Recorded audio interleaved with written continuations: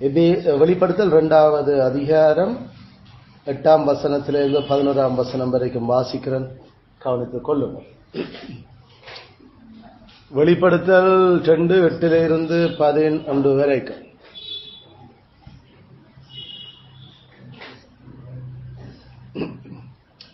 சிமிர்னா சபையின் தூதனுக்கு நீ எழுத வேண்டியது என்னவென்றால், முந்தினவரும் பிந்தினவரும் மரித்தும் பிழைத்து வருமானவர் சொல்லுகிறதாவது, உன் கிரியைகளையும் உன் உபத்திரவத்தையும் நீ ஐஸ்வர்யமுள்ளவனாயிருந்து உனக்கு இருக்கிற தரித்திரத்தையும் தங்களை யூதர் என்று சொல்லியும் யூதராயிராமல் சாத்தானுடைய கூட்டமாயிருக்கிறவர்கள் செய்யும் தூஷணத்தையும் அறிந்திருக்கிறேன். நீ படப்போகிற பாடுகளை குறித்து எவ்வளவும் பயப்படாது.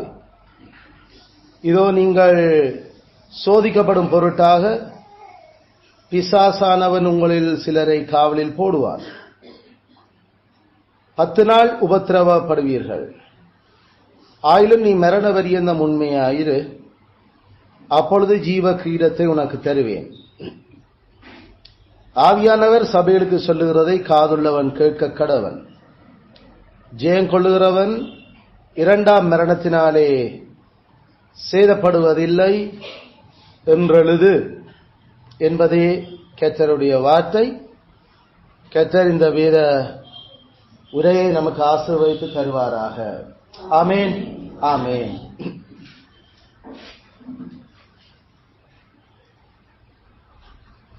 நாங்கள் சென்ற முறை இந்த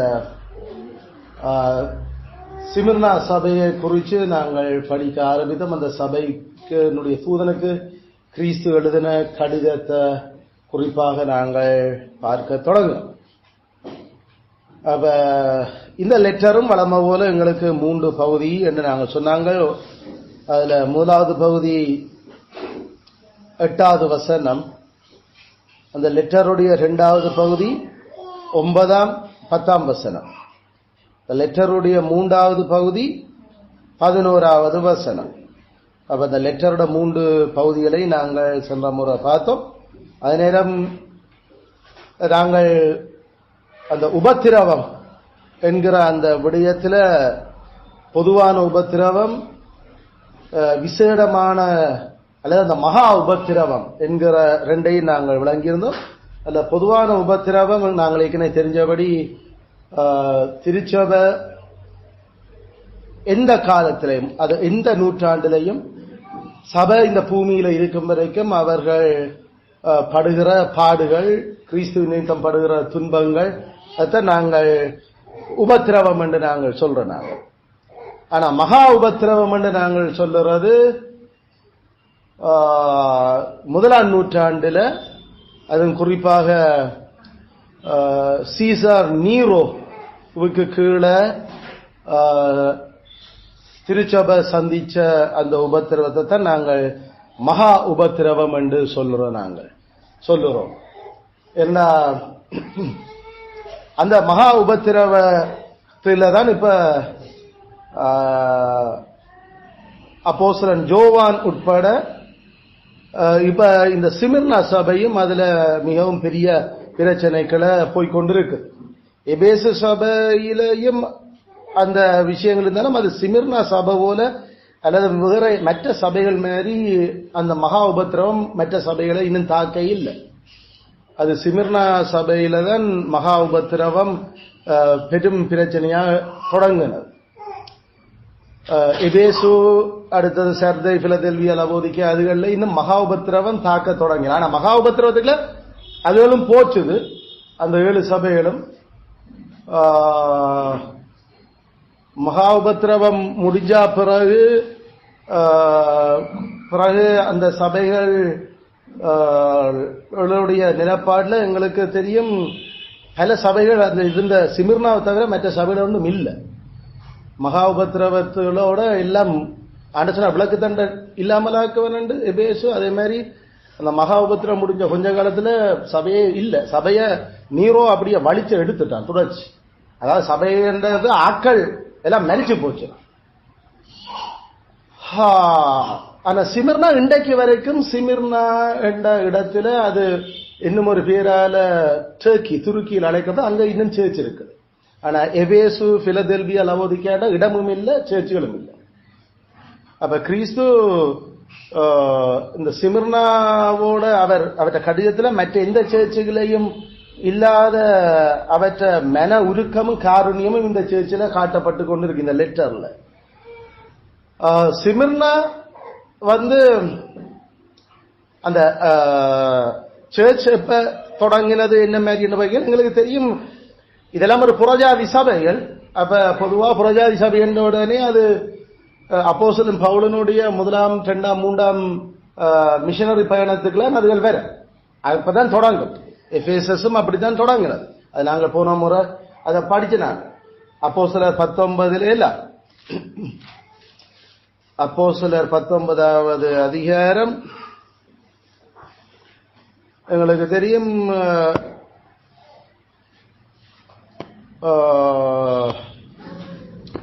1ஆம் வசனம், அப்பல்லோ என்பவன் கொரிந்து பட்டணத்தில் இருக்கையில் பவுல் மீடான தேசங்கள் வழியாய் போய் எபேசுவுக்கு வந்தார். அங்கே சில சீஷரை கண்டு, அப்ப எபேசுல இப்ப சபை தொடங்குறதுக்கு அது விஷயங்கள் கையூடி வந்து அங்க கடைசியில 12 பேர் அல்ல, அதுல அங்க இருந்தவங்க ஞானஸ்நானம் பெற்றவர் 12 பேரா.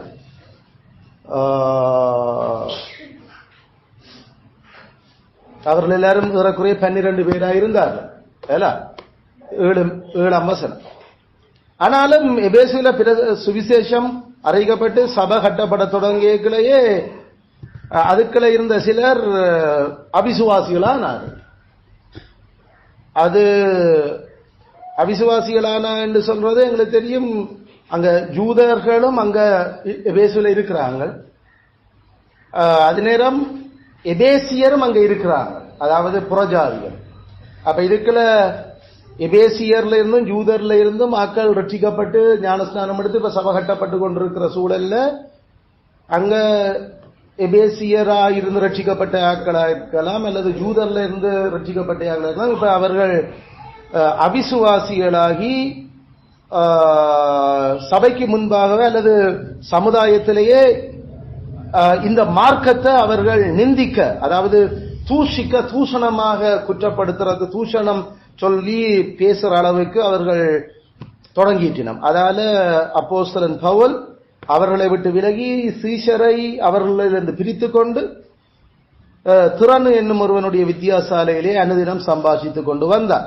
2 வருஷ காலம் இப்படி நடந்ததினால் இப்ப கவனிச்சுக்கொள்ளுங்க, ஆசியாவில் குடியிருந்த யூதரும் கிரேக்கருமாகிய எல்லாரும் கர்த்தராகிய இயேசுவின் வசனத்தை கேட்டார். நாம படிச்சு கொண்டிருக்கிறது ஆசியா. அந்த 7 சபைகளும் ஆசியாவில் இருக்குது. ஆசியான்னு சொல்றது நாம சொல்ற இந்த ஏசியா இல்ல, இது ஏசியா மைனர் அல்ல, சின்ன ஆசியா என்று நாங்கள் சொல்றது. அது ஏஜியன் கடல், ஏஜியன் சி ஓட சம்பந்தப்பட்ட அந்த கரையோரம். அதாவது பின்னுக்கு திருப்பி பார்த்தீங்கன்னா உங்களோட பைபிள்ல இந்த படங்கள்ல அது இருக்கு அல்ல.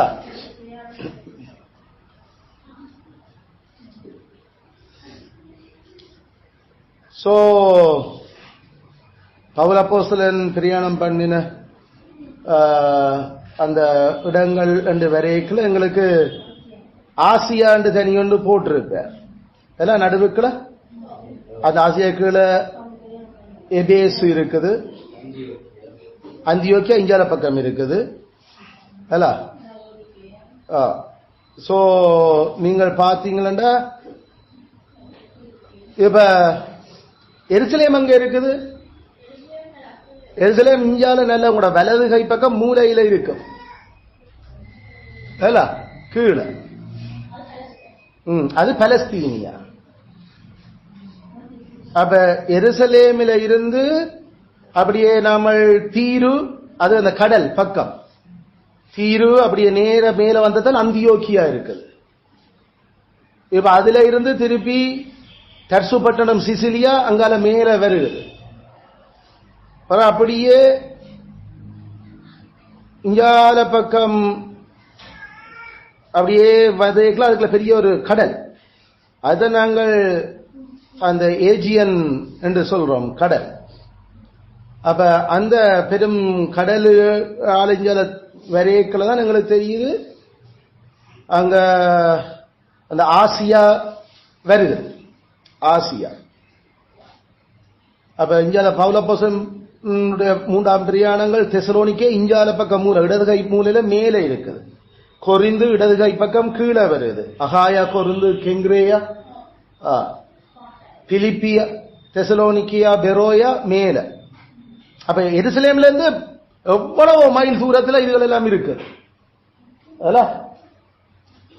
ஆனா அந்த எபேசு பட்டணம், எபேசு காட்டு இருக்குல்ல மிலேத்துக்கு மேல எபேஸ், அதான் அதுக்கு அதுல இருந்து மேல் பக்கமா ஒரு 40 மைல் தொலைவில் 40 கிலோமீட்டர்ல, இப்ப 40 கிலோமீட்டர்ல தான் இந்த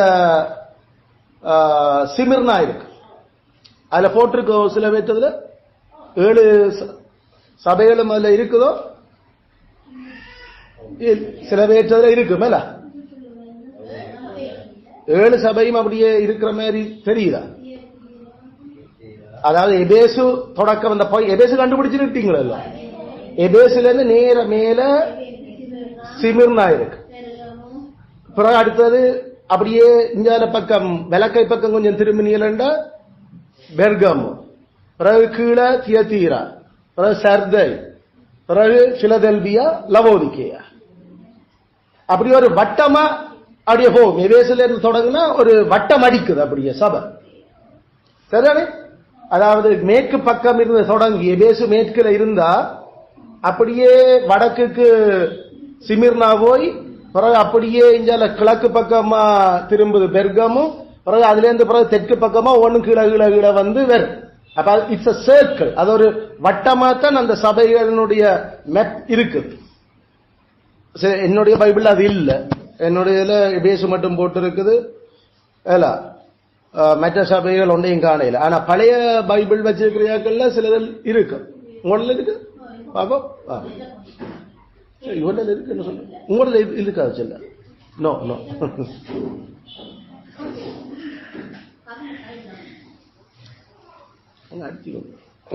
சரியோ?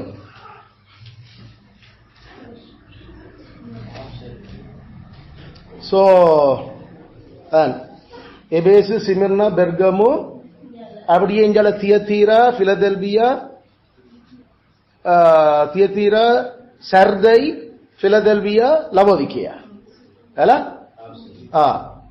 அப்படியே அடிச்சு இப்படியே வந்து நிக்க. பிறகு இன்னும் சரியான படம் அது இதுல மட்டாத்தன நம்ம ஆப்பிள் விஐ இருந்தது. அது இன்னும் அடியே வந்து இப்படியே கீழே இப்படிக்கிறாங்க. அப்ப எபேசுல தொடங்கி இப்படியே வந்து நிக்க. அது ஒரு சர்க்கிள் ஒன்று அடிச்சிருக்கு. அப்படித்தான் அந்த 7 சபையும் இருக்கு. ஆனா அதுகள் இருக்கிறவளும் எருசலேமில இருந்து எத்தனையோ மைல் தொலைவு, எத்தனையோ கிலோமீட்டர். அப்ப எருசலேமில இருந்து தமஸ்கூர்ல இருந்து பிறகு அந்தியோக்கியா. அப்ப அந்தியோக்கிய பக்கம் கொஞ்சம் தள்ளித்தான் தெர்சு பட்டணம், பவுல் பிறந்த தெர்சு. அப்ப இந்த இது நமக்கு தெரியும் செங்கடல் கீழே, அந்த செங்கடல் எகிப்து எல்லாம் இந்தியால இருக்கு. அந்த இதுக்கு பக்கத்துல எருசலேமுக்கு கீழே தானே அதுகள் எல்லாம் வருது. இந்த எகிப்துக்குள்ள அலெக்சாந்திரியா கீழே இருக்குது. அப்ப இது அதுல இருந்து மேல் பக்கத்தால போய் போகுது. உண்மையில நாம சொல்றது இந்த அதைத்தான் நாம ஆசியாண்டு அந்த இடத்தை சொல்லுறோம். அந்த ஆசியான்றது ரோமருடைய ஆட்சியில ஒரு பெரிய ஒரு மாகாணம். அதே மாதிரி ஒரு மாகாணம் தான் பித்தினியா, கலாத்தியா, அகாயா, இத்தாலியா, அங்க தல்மாத்தியா, கப்பத்தோக்கியா எல்லாம் ஒரு பெரிய பெரிய மாகாணங்கள். அது அப்ப அந்த ரோமருடைய ஆட்சியில இருந்த அந்த பெரிய பூகோள அந்த உலகம் ஆசியா என்றது ஒரு முக்கியமான ஒரு பெரிய மாகாணம். இதெல்லாம் தாண்டி தான் நாம இத்தாலியா ரோமாபுரிக்கு போறார் அவர். அது ரோமாபுரி இஞ்சான பக்கம் கிடக்குற மேல் மூலை. இந்த 276 பேர் கப்பல் பயணம். அப்ப எருசலேம் அங்கேயோ பிறகு இதங்கேயோ. சோ இந்த ஏரியாவுகளும் பவுலப்போஸ்தலனுடைய 2 வருஷ பிரயாணத்துல 2 வருஷம் அங்க இருந்து போதிச்சு கொண்டு வந்தான் இல்ல சொல்லுது 19 அப்போஸ்தலர் 19:10 2 வருஷ காலம் இப்படி நடந்ததனால் ஆசியாவில் குடியிருந்த யூதரும் கிரேக்கருமாகிய எல்லாரும் கர்த்தராகிய இயேசுவின் வசனத்தை கேட்டார்கள். அப்ப அந்த ஆசியாவில் இருக்க எல்லாருக்கும் அப்ப வசனம் போனது. அப்ப நிச்சயமா தெரியும். அப்ப பவுலப்போஸ்தலனுடைய உழைப்பு தான் எபேசுவில இருந்து அவன் தொடங்கின அந்த ஏரியாவில் மாகாணத்தில் செய்ததான் அந்த காலத்துல தான் சர்த இந்த சிமிர்னா இதுகள் எல்லாம் ஊழியத்தை தொடங்கின. அப்ப நான் சொன்னேன் போன முறை சொன்னான் தொடங்கி ஒரு 10-12 வருஷத்துல தான் இப்ப பிரச்சனை தொடங்க. அதாவது கிபி 50-52 இந்த சபையில் கட்டப்பட தொடங்கினது. கிபி 62 மகா உபத்திரவம் தொடங்கிச்சு. அதாவது நீரோ கிபி 62 நீரோ வந்து ஒரு அவற்ற மனசி யூத பொம்புட நீரோட மனசி நீரோ சீசாரனுடைய ஆலோசனையில இருந்த யாக்கள் கணவர் ஜூதர்கள். அப்ப அவங்களுக்கு ஏற்கனவே கிறிஸ்துவ கொண்டதுல இருந்து ஜூதர்களுக்கு இந்த நசரேயருடைய மதபேதத்தை அழிக்கணும் என்ற கங்கணம் கட்டி கொண்டு தெரிஞ்ச யாக்கள். அப்ப அதுலயும் இப்ப தங்களுக்கு வாட்சி போச்சது நீரோட சீசாருடைய மனசியே ரோம பொம்புட. முதல் எங்களுக்கு தெரியும் ஃபெயிலிக்ஸ் ஆக்கள் வரைக்கும் அவங்க மாகாண அதிபதிகள். ஆனா இது சீசார் நீரோவே இப்ப ஒரு ஜூத பொம்புளைய கல்யாணம் பண்ணி மனுஷியர். அப்ப இன்னும் அவங்களுக்கு காரியம் கைகூடி வந்த மாதிரி.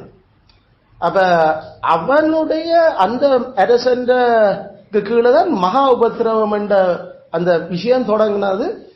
அதுக்கு பிறகு எந்த ஒரு சீசாருடையதுக்குள்ள இப்படி கிறிஸ்தவர் அழிய இல்லை. சபைகள் அப்படியே வேரி எடுத்துக்கொண்டு போகப்படையில. இவனுடைய ஆட்சிக்களை மட்டும்தான் அப்படியே பீறினது கிழிச்சது பெற்றம் விஷயங்கள் செய்ததெல்லாம் இஞ்ச. அப்ப இதுக்கு பிறகு சீசார் மேல ஆண்டவர் அது நமக்கு தெரியும். 300ஆம் ஆண்டு கான்ஸ்டன்டைன் சீசார் கான்ஸ்டன்டைன் வந்து ரோம சக்கரவர்த்தி சீசாரா வரும் வரைக்கும் சபைக்கு பிரச்சனை தான். ஆனா அந்த மகா உபத்திரவம் என்று நாம சொல்ற மாதிரி உபத்திரவம் மற்ற ஒருக்கும் இருக்க இல்லை, மற்ற எந்த ஒரு ஆட்களுக்கும் இருக்க இல்லை. அத அந்த வரலாற்று நூல்களை 2ஆம் நூற்றாண்டு வரலாற்று நூல்கள்ல எங்க சபப்பிதாக்களுடைய ஆன்டினீசியன் ஃபாதர்ஸ் என்று நாங்கள் சொல்றாங்க. அதாவது நிசாயா மாநாடு 322ஆம் ஆண்டு 325ஆம் ஆண்டுகள்ல கூடுனது. அத கான்ஸ்டன்டைன் தான் கூட்டுனது நிசாயா மாநாடு. ஏன்னா அதுல வந்து எங்களுக்கு பிரச்சனை கிறிஸ்து மனுஷனா கடவுளான்ற ஒரு பிரச்சனை எழும்பினகார். அப்ப அதை சரிப்படுத்துறதுக்கு அப்ப கான்ஸ்டன்டைன் சீசார் தான் அவன் கிறிஸ்டியன், அவன் கிறிஸ்தவன் ஆயிட்டான். அப்ப அதால அவன் கூப்பிட்டு இப்படி எல்லாம் பிராகப்பட்டு கொண்டிருக்கலாம், ஒரு முடிவான முடிவை சொல்லணும் என்று கூப்பிட்டதான் அந்த நிசாயா மாநாடு. அப்ப நிசாயா மாநாட்டுக்கு முன்னுக்கு, அதாவது கான்ஸ்டன்டைன் முன்னுக்கு வரைக்கும் சபை நாமல் இப்ப படுற உபத்திரவம் மாதிரி தான் பல விதங்கள்ல உபத்திரவம். ஆனா நம்மளை விட இன்னமும் நாம சொல்ல இப்ப ரிஃபார்மர்ஸோட காலத்துல சபை உபத்திரவப்பட்ட மாதிரி, அல்லது நமக்கு குறிப்பாக சில காலங்கள்ல சபைக்கு சரியான உபத்திரவம். இப்ப அமெரிக்காவில் இருக்கிற கடவுளுடைய மக்கள் உபத்திரவப்படுற மாதிரி நாமளும் இன்னும் அப்படி அமெரிக்காவில் உபத்திரப்படுற மாதிரி நாமும் இன்னும் உபத்திரவப்பட இல்லை. இந்தியாவில் சில வேளையில சில கடவுளுடைய மக்கள் உபத்திரவப்படுற மாதிரி அல்ல, காரோட சேர்த்து கொளுத்துறது, எரிக்கிறது, அப்படியெல்லாம் செய்துட்டு போறது அந்த இதுகள். சோ மிஷனரிகளை இன்னும் நாமல் அப்படி இங்க நமக்கு பெருசா கத்தி கூச்சலிட்டபடியா வந்து சபையை கொளுத்திட்டு போறாங்களே தவிர மற்றபடி சுவிசேஷம் அறிவிச்சதால பிடிச்சு ஆக்களை எரிக்க இல்லை. இங்க ஒரே சத்தமா கிடக்குன்னு இந்த அல்லேலியா கூட்டத்தால இந்த ஏஓஜி அதுல சிங்களாக்கள் புக்கு மேல சேர்ந்து அடிச்சு உடைச்சவங்க. மற்றபடி அப்படின்னு சொல்றது அது உபத்திரவம் இல்லை. அது மொக்குத்தனமா நடந்ததால வர அது கிறிஸ்துவ நிமித்தம் வேற இல்லை. அது அறியாமையால விளைஞ்ச இரண்டாம் கட்டளைக்கு எதிரான பாவம் செய்தால கடவுளை அனுமதிக்கிற அவளுக்கான சோதனைகள். அப்ப இந்த சில இடங்களை நான் பார்க்கிறோம், ஏயோஜி சபைகளை அவங்க எரிச்சிட்டு போய் அடிச்சு உடைச்சிட்டு எல்லாம் போறதுகள் எங்களுக்கு தெரியும். அவர் நினைக்கிறோம் அது உபத்திரவப்படுறோம். உண்மையில அது உபத்திரவம் இல்லை. நான் அதன் முதலே சொல்லிட்டேன், அது அவர்கள் கிறிஸ்து சொன்ன விதத்துல ஆராதிக்காதபடியால கடவுள் அவர்களை அப்படி அழிக்கிறதுக்கு ஒப்பு கொடுக்கிறார். போலிகள் அழிக்கிறது கடவுள், அதை எங்கட செபத்தை கேட்டு கடவுள் அப்படி செய்கிற அயல இதுகளெல்லாம் உபத்திரவம் இல்லை. மற்றபடி கிறிஸ்தன் என்பதை உபத்திரவம் என்றா அது நாம சொல்ற மாதிரி 1ஆம் நூற்றாண்டுல எழும்பினது. பிறகு அது ரிஃபார்மர்ஸினுடைய காலத்துல அந்த உபத்திரவம் அதுக்கு கொஞ்சம் முன்னுக்கு ஜான் ஹஸ், வில்லியம் சிண்டேல் அந்த 12ஆம் 13ஆம் நூற்றாண்டுகள்ல எழும்பின அந்த உபத்திரவம் அதெல்லாம் கட்டி எரிச்சு உசுரோட கொளுத்துனது பப்ளிக்கா அதை செய்கிறது.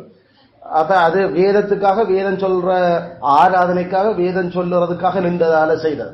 இங்க வேதம் சொல்லாத விதத்தில் ஆராதனை செய்தால் கல்லறியும் அடிச்சு உடைக்கிறது. இதுக்கும் அதுக்கும் டோட்டல் டிஃபரண்ட். இது கிறிஸ்துவின் நிமித்தம் அவங்க, இது மனுஷ ஞானத்தின்படி நடந்ததால கடவுள் அளிக்கிறது. அதுல ஆனா இது எல்லாத்தையும் மிஞ்சினதான் அந்த அதுதான் கிறிஸ்துவே சொன்னார், நான் திருப்பி வரைக்கல இந்த சந்ததி ஒளிஞ்சு போகாது என்று சொன்னார். அதான் அந்த ஒளிஞ்சு போகல, அது அந்த தலைமுறை இருந்தது. கிறிஸ்து பிறந்தது கிமு 4ஆம் ஆண்டு என்று சொன்னார். அது அந்த இந்தியால கிறிஸ்து இறந்தது கிபி 30 என்று சொன்னார். அப்ப இயேசு பிறந்தே 30 வருஷம். ஒரு தலைமுறை பொதுவா பைபிளின் படி 70 வருஷம். 70 வருஷம் தான் ஒரு தலைமுறையினுடைய கதை. அப்ப அடுத்த ஒரு 40 வருஷத்துக்குள்ள அந்த தலைமுறை கட்டாயம் இருக்கணும். அப்ப சொன்னார், அவர் தான் பாடுபடுறது சிலுவையை கொண்டு போய்க்கலையும் கூட அவர் சொன்னார், எனக்காக அழ வேண்டாம், உங்களுக்காக உங்களோட பிள்ளைகளுக்காக அழுங்கோ, ஏண்டா வரப்போற இது படுபயங்கரமாயிருக்கும். அப்ப கிறிஸ்து ஏற்கனவே அதை அறிவிச்சு கொண்டிருந்தவர் உபத்திரம் வர போவார், அந்த மகா உபத்திரம். சொன்னார், மனுஷகுமாரன் மிருகத்தோட வர்றதை இதுல இருக்கிற செனட் சபையில இருக்கிற விதானாசிரியர் எல்லாரும் பாப்பியல் நீங்கள். அயல ஆண்டவர் சொன்ன அந்த வருகையும் அந்த உபத்திரமும் அது நீரோவுக்கெல்லாம் நடந்த கிபி 62 இருந்து 66 வரைக்கும். 66 வரைக்கும். பிறகு 66ல நீரோ தானே தற்கொலை செய்து கொண்டார், தானே சூசைட் பண்ணிட்டார். அது சிவில் பிரச்சனை இல்லாம எழும்பின உடனே அப்புறம் அதுக்குள்ள 2-3 பேர் தாங்களே எழும்பி கிழக்கில் இருந்தவன் தான் சீசார் என்றான். பிறகு செனட் சபை வேறொரு தீர்மானிச்சது. ஆனா கிழக்கில் இருந்தவன் செனட் சபை தீர்மானிச்சவனை நீர் அந்த சீசார அவன் வெட்டி எறிஞ்சிட்டு போறான் ஒரு 6 மாசத்துல. அப்புறம் அவன் தாழ்ந்தன. ஆனா பிறகு திருப்பி வேற பக்கத்துல இருந்து பட எழும்பி அவங்க சொன்னாங்க, இல்ல எங்களுடைய தளபதி தான் சீசாரா இருக்கணும் என்று சொல்லி. அப்ப ரோம அரசாங்கத்துக்குள்ளேயே அந்த அடுத்த ஒரு 2-3 வருஷத்துக்குள்ள குழப்பம். அப்ப அதுக்கு பிறகுதான் கடைசியில டைட்டஸும் வெஸ்பேசியனும் சேர்ந்து அவங்க ஒரு பெரும் படை அணிக்கு பொறுப்பா இருந்தார்கள். அப்ப டைட்டஸனுடைய தலைமத்துவத்தில் போய் அவனை மடிச்சு அதுக்கு பிறகுதான் ரோம் பேரரசு திருப்பி நிலவரப்பட்டது. அது அந்த அந்த 66க்கு பிறகு 67, 68, 69 ஜூதருக்கு அடியன்னா நெப்புள் அடி. அதான் வெஸ்பேசியன் டைட்டஸ் தான் போய் கடைசியில கல்லோட கல் இல்லாம எல்லாம் எல்லாம் அப்படியே எடுத்தவன். அப்படியே எருசலேம் அப்படியே உப்பு விதைச்சு அப்படியே அதுக்கு பிறகு இஸ்ரவேலன்றதை உலக படத்துல இல்லாமல் ஆக்கினது வெஸ்பேசியனும் டைட்டஸும். அப்ப கிறிஸ்து சொன்ன மாதிரி ஒரு கல் மேல் ஒரு இல்லாமல் இடிக்கப்படும் இந்த நாள் வருகிறது. இது என்று அதை செய்த ஏண்டா ஜூதர்கள் அடுத்த அந்த 3 வருஷத்துக்குள்ள ஆண்டவர் 66ஆம் ஆண்டு கிறிஸ்தவ மகா உபத்திரவத்தை அவர் முடிவுக்கு கொண்டு வந்து போட்டு ஜூதர்களுக்கும் ரோமருக்கும் இடையில அவர் ஆவியா எழும்ப பண்ணிவிட்டார். எப்படி ஜூதர்கள் சேர்ந்து நீரோவோட சேர்ந்து கிறிஸ்தவர்களுக்கு எதிராக எல்லாம் கிளப்பிவிட்டு மகா உபத்திரவத்தை, இப்ப ஆண்டவர் இஞ்சால பக்கம் அந்த அபிமலேக்குக்கும் யாரு எந்த ஊரா இருக்கும் இடையில சீகம் மனுஷருக்கும், எஸ் சீகம் மனுஷருக்கும் அபிமலேக்கும் இடையில ஆவியாண்டவர் கிளப்பி விட்ட உடனே கடைசியில ஃப்ரெண்ட்ஸ் அவங்களுக்குள்ள அடிபாடு தொடங்கி கடைசியில பிரச்சனையாச்சு. அது மாதிரி அதே நியாயவியல் 9. அதே மாதிரி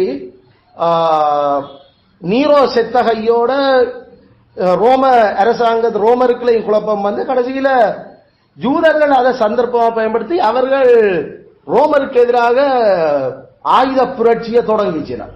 அது பெரும் பிரச்சனையானவுடன் அவளுக்குள்ளையும் குழப்பம் வந்து கடைசியில டைட்டஸ் வெஸ்பேசியனும் தான் போய் ஜூதர்களையே கிறிஸ்தவர்களை அழிச்சதை விட அழிச்சாங்க. கிறிஸ்தவர்கள் செத்ததை விட ஜூதர்களை சாகடிச்சாங்க. அப்படி அதுல எல்லாம் பிள்ளைகளை கீறி எடுத்தது முதல் பாபிலோன்ல அவங்க செய்ததை விட பெற்றும் அவங்களாவது எரிச்சு போட்டு சுட்டேச்சிட்டு போயிட்டாங்க. அப்படியே ஆலயத்தை கல்லெல்லாம் இவன் கல்லே இல்லாம அப்படியே எருசலேம்னா உழுதான் ஃபுல்லா. இப்ப நாம உழுகுற மாதிரி உழுது உப்பு விதைச்சவன் ஃபுல்லா. அதாவது அந்த நிலமே அப்படியே உப்பா மாறட்டும், அதுக்கு எந்த ஒரு விளைச்சலும் இல்லாத அளவு அப்படியே தரிசு நிலமா போனது எருசலேம். அப்ப அதோட ராஜ்யம் முடிஞ்சது. அதாவது எருசலேம் மகாராஜாவின் நகரம் என்றது முடிஞ்சது அண்டையோட. அது கிபி 70 நடந்தது. அப்ப அந்த ஒரு தலைமுறைக்குள்ள விஷயம் முடிஞ்சது. இந்த தலைமுறை ஒழியாது என்று சொன்னது போல.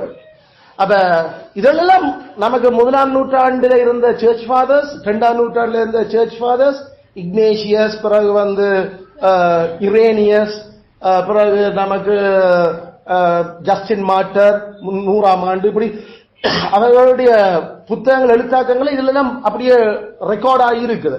அதை விட பிறகு சர்ச் ஹிஸ்டோரியன் யூசிபஸ், அப்ப 2ஆம் நூற்றாண்டில் யோசிபஸ் ஒரு ஆள் இருக்கிறார். அப்புறம் 3ஆம் நூற்றாண்டு 4ஆம் நூற்றாண்டு அடுத்தால் இப்படி அவங்களுடைய அந்த வரலாற்று புத்தகங்களை ஜூதர் த வார்ஸ் ஆஃப் யூஸ், ஜூதர்களின் யுத்தங்கள் என்றதுக்கு கீழே எப்படியெல்லாம் சாக்கொண்டாங்க, அழிஞ்சாங்க ஜூதர்கள் என்றதை வடிவா அந்த சண்டைகள் எல்லாம் எழுதியிருக்கிறாங்க.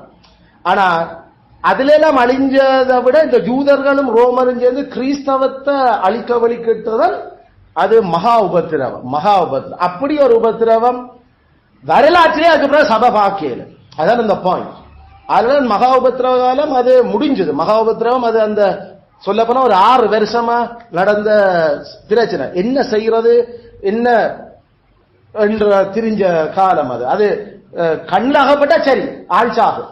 அந்த அளவுக்கு குடும்பம் குட்டியா குலகுலியா கொண்டு ஒழிச்சாங்க. பெரும் சரியான பிரச்சனை அந்த காலம். அதனால இப்ப அந்த 62ஆம் ஆண்டு 63ஆம் ஆண்டுல நீரோவால தொடங்கின அந்த விஷயம் 64ஆம் ஆண்டு அவங்க ரோம கொளுத்தினவன் யாரு? நீரோ. அப்ப 64ல ரோம் கொளுத்தப்பட்டவுடனே அவன் அப்படியே ஃபுல்லா கேச மாத்தவன்.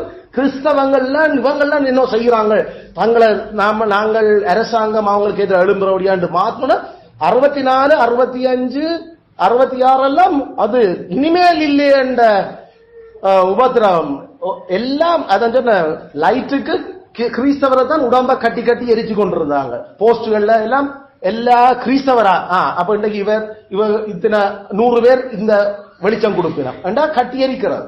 அப்ப கேட்டுக்களில நாதி இல்ல, ஒருத்தரும் ஒன்றும் செய்யல. அரசாங்கமும் அப்படி, அங்க இருந்த போலி சமயமும் அப்படி. அயல எங்க போய் அடைக்கலம் பூரான்னு தெரியாத அளவுக்கு பிரச்சனை. அயல இந்த மாதிரியான இப்படி நாமளும் ஒரு சந்தி நாம இங்க இருந்து நாடு விட்டு எங்கேயும் ஓடி போறோம். அவங்க எங்க ஓடி போனாலும் இந்த ஜூதர் எங்கேயும் இருக்கிறாங்க. எருசலேமில இருந்து ரோம் வரைக்கும் அவங்க பரவி இருக்கிறாங்க. அப்ப நாம சின்னாசியாவில இருந்து கப்பத்தோக்கியோனா அங்கேயும் இருக்கிறாங்க. பவுல் போன இடமெல்லாம் ஜூதர்கள் பிரச்சனை. அதனால நினைச்சு பார்க்கலாத அந்த சாத்தாண்ட கூட்டம் அது அதுல கண்ணுக்கு தப்பி ஓடையலாத விதத்துல போச்சு. நமக்கு 83ஆம் ஆண்டு ஜூலை கலவரத்தில் அங்க இருந்து ஓடி இஞ்சால இருக்கலாம். ஆனா அவங்களுக்கு எங்க ஓடினாலும் ரோமர் அரசாங்கமே கிறிஸ்தவருக்கு எதிராக தான் நிற்குது. அப்ப எந்த அரசாட்சிகளை ஓடுற, அதாவது பெரிய ராஜ்யங்களே அவங்க, அது சின்ன நாடு இல்லை. அப்படி கடல்ல பாண்ட கடலுக்கு தான் போடுவோம். அப்ப தரவழியா போகலாது. அப்ப துறைமுகம் எல்லாம் போட்டும் அவங்களோட கட்டுப்பாடுல எங்க தப்பி ஓடுறாரு. ஆயால சாக வேண்டியதா கிறிஸ்து அத தன் சபைக்கு அனுமதிச்சிருந்தார். ஏண்டா ஒரு இனத்தையே தான் 1500 வருஷமா தான் கடவுள், தான் அந்த இனத்தினுடைய ஸ்தாபகர், தான் அந்த மக்களுக்கான தெய்வம் என்று உலகத்துக்கே சொல்லிக் கொண்டிருந்த அந்த இனம் அதோட கால் முடியும். இனிமேல் அதுக்கண்டு நிலமும் இல்லை, ஒன்றும் இல்லை. அதனால உடன்படிக்கை அதோட உடஞ்சிச்சு. இனி புது உடன்படிக்கை. அதுல புது உடன்படிக்கை புறஜாதிகளோட சேர்த்தது.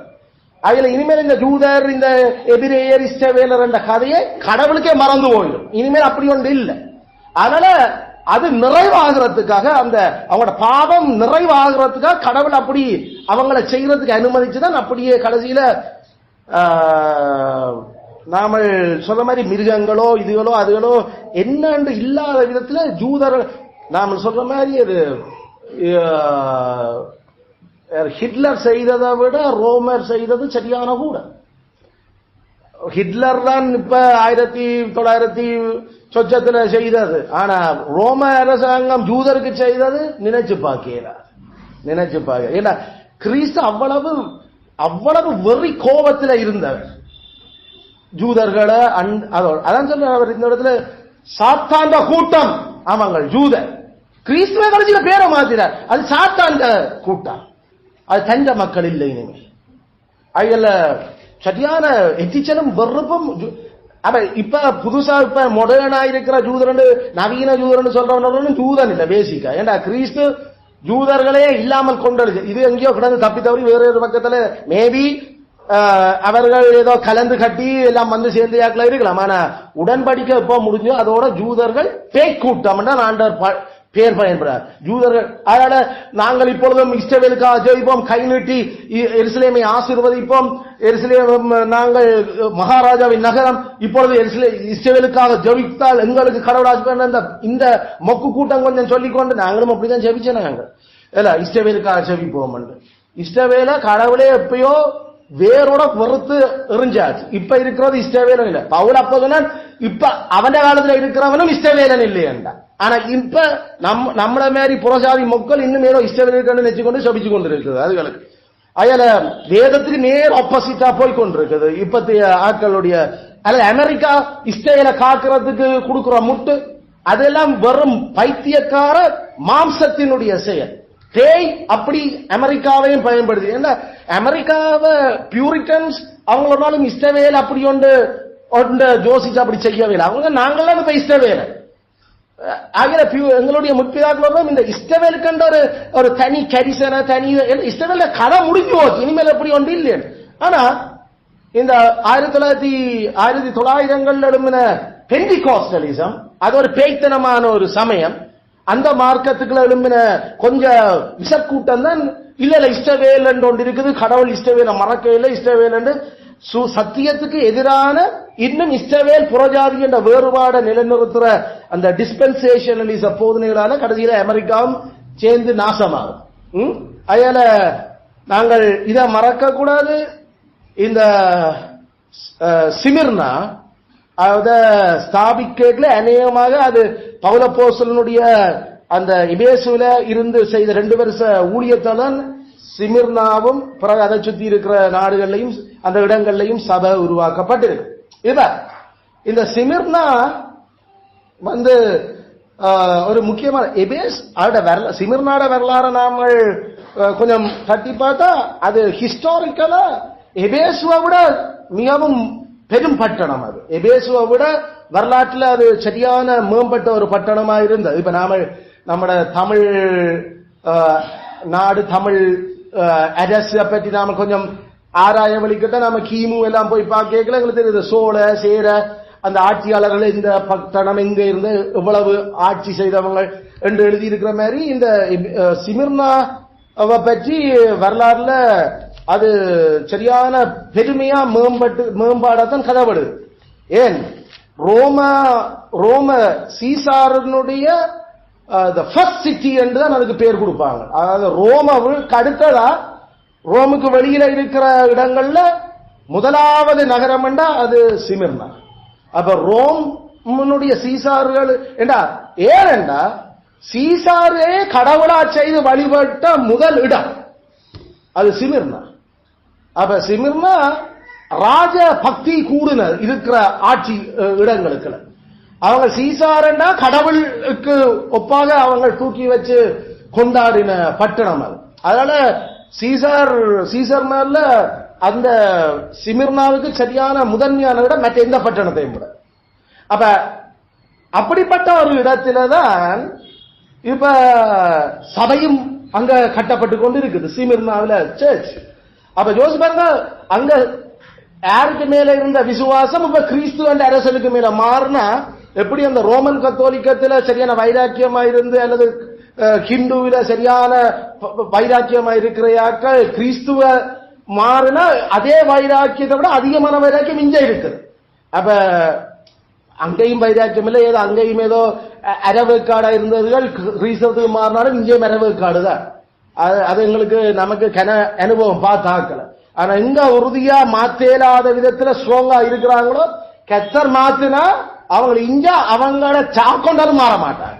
அந்த அளவுக்கு தான் அந்த பவுல போஸ்தல நாட்கள மாத்தின மாதிரி அது லேசில செத்தாலும் மாற மாட்டோம்.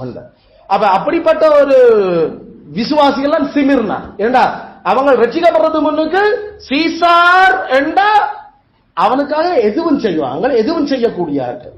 ஆனா இப்ப கிறிஸ்துவுக்காக மாறினையோட சீசார் கடவுள் இல்ல, சீசார் ஒரு மனுஷன் தான் என்றோட இப்ப கிறிஸ்துவுக்காக எதுவும் செய்யக்கூடியார்கள். கிறிஸ்துக்காக என்ன செய்யலாங்க? உசிரா கூட கொடுக்க வேணும், அவ்வளவுதானே கொடுக்கறதுக்கு. அப்படிப்பட்ட சரியான வைராக்கியமும் கிறிஸ்துவுக்காக மிக விசுவாச தங்கட எல்லாத்தையும் கொடுக்கறதுக்கு. அப்ப யோசிப்பாருங்க, ஆண்டவர் இந்த கதைக்கிற இந்த சபையை பற்றி கேட்கல 3 விஷயம் முக்கியமா சொல்லுற. இந்த வேலைகள் செயல்கள் என்னன்னு எனக்கு தெரியும், நீ என்ன செய்து கொண்டிருக்கிறான்னு எனக்கு தெரியும், உந்த உபத்திரவம் என்னன்னு தெரியும், உந்த தரித்திரம் என்னன்னு எனக்கு தெரியும். அப்ப எபேசுவை விட சரியான நல்ல நகரமா இருந்த இடத்துல என்ன தரித்திரமா ஒரு சபை இருக்குது. அப்ப இங்கதான் நமக்கு தொடங்குது அரசுக்கு எதிராக அரசன் என்று பூசை செய்து அரசனுக்காக நின்று கொண்டிருந்த கொஞ்சம் சேனம் அரசனை விட்டு போட்டு புது ஒரு அரசனை தெரிஞ்செடுத்து கிறிஸ்துவ அரசனுக்கு நிக்க இவ்வளவு நாள் சேர்ந்து நின்று ஆக்கலாம் என்ன செய்வாங்க? வீடுகளை சூறையாடுறது, அவங்களோட வேலைகளை நிப்பாட்டுறது, அவங்களுக்கு கடைகளில் தண்ணியில சாப்பாடு வேண்டியலாதுன்னு சொல்றது, அரசாங்கத்தை பயன்படுத்தி அவங்களோட சொத்துக்களை தங்களுக்கு எடுக்கிறது. அதனால கடைசியில இங்க விட்டு அதுக்கெல்லாம் அதுகள் அங்கே இருக்குது. அதைத்தான் நாம பவுலப்போஸ்தலன் சில இடங்கள் அது அப்பவே பல இடங்கள்ல நடக்க தொடங்கிட்டது. ஏன்னா நீங்கள் உங்களுக்கு கிறிஸ்துவிதம் உங்களுக்கு உள்ளானதெல்லாம் கொள்ளையிட கொடுத்தீர்களே, அதாவது அவங்க கொள்ளையிட்டு போவாங்க, தருவாங்க, எடுத்துட்டு போவாங்க, கேட்டா சாக்கொள்ளுவாங்க. அப்ப ஒண்ணும் செய்யல. அப்ப அங்க அவர்களுக்கு சுதந்திரங்கள் இதுகளுக்கு இனிமேல் ஒன்றும் இல்லை, ஹாஸ்பிட்டல் அவர்களுக்கு எந்த ஒரு பொருளாதார ரீதியான நன்மைகளும் ஏன் அவரோட சொந்த உழைப்புகளை கூட புடுங்கிக் கொள்ற நிலையில போனாத்தான் கடைசியில தரித்திரமா போயிடும். இது ஏழ்மை அல்ல, இது தரித்திரம். தரித்திரத்துக்கு மேலைக்கும் வித்தியாசம் இருக்குது. ஏழ்மை என்று சொல்றது எங்கள்கிட்ட விஷயங்கள் கொஞ்சம் இருக்கலாம், ஆனா தரித்திரம் என்றது உள்ளதெல்லாம் உணர்ந்து இனிமேல் உடலும் உசிரும் மட்டும்தான், வேற ஒன்றும் இல்லை. அப்படி அப்ப சாப்பாடு இல்ல, அது இல்ல, இது சத்தியான பிரச்சனையான ஏன்னா அவங்க கிறிஸ்துவுக்காக தங்களோட விசுவாசத்தை அப்படியே சீசாரத்திலிருந்து மாத்தினாங்க. அதனால அப்படிப்பட்ட ஒரு சபையை பார்த்து உண்மையில இப்படி இன்னும் பிழை இருக்குன்னு என்னன்னு சொல்லி அதனுடைய அர்த்தம் அவர்களுக்கு இன்னும் பிழை இல்லாமல பிழை இருக்கு. ஏடா பிழை இல்லாத எந்த ஒரு மனுஷன் இந்த உலகத்துல இல்லை. எத்தனை பேர் அதுக்குள்ள முறுமுறுத்து இருக்கலாம், ஜோபு மேரி சில வேளையில பாய் பதறி பேசி இருக்கலாம்.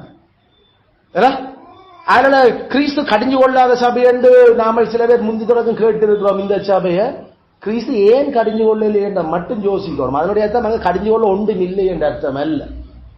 அவர்களுடைய சிச்சுவேஷன் அப்படி, அதாவது பெனையால விழுந்தவன மாடு மிதிச்ச மாதிரி நாம சொல்ற மாதிரி ஏற்கனவே நொந்து போய் நூலா கிடக்கிறவனுக்கு இன்னும் அப்படி இருக்கடான்னு சொல்றதுக்கு இயேசு கிறிஸ்து அந்த அளவுக்கு ஒரு மனச்சாட்சி இல்லாத ஆள் இல்லை. அவங்க உடலும் அவங்க போட்டிருந்த உடுப்பு மட்டும்தான் மிச்சமா இருந்திருக்கவர். ஏண்டா மற்றதெல்லாம் அவங்களோட நிலபுலங்கள் எல்லாம் அவங்க என்ன போய் குற்றச்சாட்டு சொல்லி என்ன சொல்லி எப்படி எல்லாம் ஏன்னா இன்னும் அந்த அங்க இருக்கிற அந்த சாத்தான கூட்டம் அது சாத்தான் என்று சொன்னாலே எங்களுக்கு தெரியும் குற்றம் சாட்டுறார். அவன் சாத்தான் சைட்டன் என்று சொன்னா அவன் படிச்சு கொண்டிருக்கிறோம் குற்றம் சாட்டுறார்.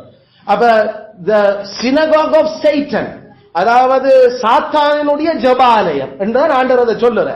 அப்ப யூதர்கள் ஜபாலயத்துக்கு வர்றது அந்த மிச்சம் அந்த சபைக்கு மாறின ஆக்களை எப்படி இன்னும் குற்றப்படுத்தி எப்படி அந்த பிணைச்சு என்ன மாதிரி இருக்கிறதுல மாக்களை ஒடுக்கலாம் என்றதுக்கு தான் கூடுறவங்க. அது சேர்ச்சா அது வந்து குற்றம் சுற்றவங்க கூடுற கூட்டம் அவங்க என்னைய ஆராதிக்க வராங்க. அவங்க எந்த மக்களை இன்னும் எப்படி ஒடுக்கலாம் துன்பப்படுத்தலாம் என்றது சொல்றதுக்கு அவங்க என்ன குற்றம் சாட்டலாம் யோசிக்கிறதுக்கு வர இடம் அதண்ட. அப்ப அவங்க எப்படியாவது நசரேயனுடைய மதத்தை அங்க இல்லாமல் ஆக்கும், கிறிஸ்தவம் அங்க அடியோட புடுங்கப்படும். அதுக்கு என்னவும் செய்யறதுக்கு ரெடி. என்னடா அதுல முக்கியமா அது சீசாருடைய ஃபர்ஸ்ட் சிட்டி. அதனால சீசாருக்கு தகவல் அனுப்பி கொண்டுதான் இங்க நடக்குது. சீசார் வந்து நீரோ. அப்ப மகா உபத்திரவம் என்றதுல முதலாவதும் மிகவும் அடிவட்டையாக்கள் இந்த சிமிர்னா சபை. சிமிர்னா சபை அதுல இந்த பின்னணியில நாங்கள் இந்த சபையை பற்றி பார்க்கல எங்களுக்கு ஆண்டவர் அதுக்கு கொடுக்கிற அந்த யார் எழுதுறான்னு கொடுக்கல இப்ப எவ்வளவு அது கருத்து பொதிஞ்சிருக்காட பொருள் முந்தினவரும் பிந்தினவர்.